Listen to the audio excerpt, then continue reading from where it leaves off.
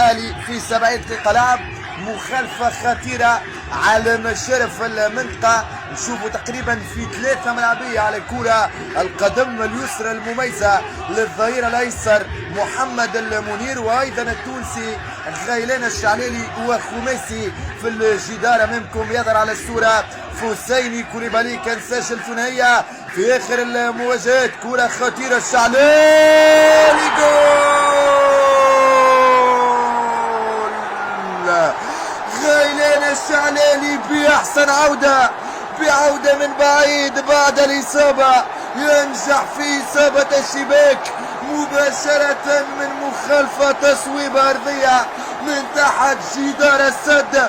يسجل الهدف الثاني ويمهد طريق الانتصار الثاني لفريق الأهلي. فرحة كبيرة من غيلان الشعلالي. 2 بلاش في 71 دقيقة لعب لفريق الأهلي الليبي.